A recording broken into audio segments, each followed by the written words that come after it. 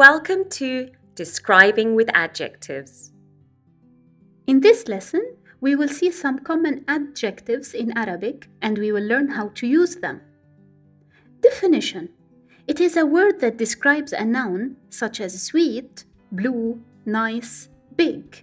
It gives us more information about people, animals, or things.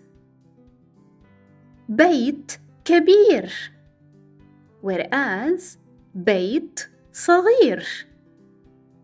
سيارة جديدة, سيارة قديمة. An adjective in Arabic follows the noun it describes and agrees with its gender. For example, رجل طويل versus رجل قصير.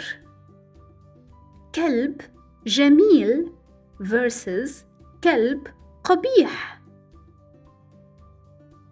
In this lesson, we have looked at some common adjectives and we saw that they follow the noun they describe and agree with its gender.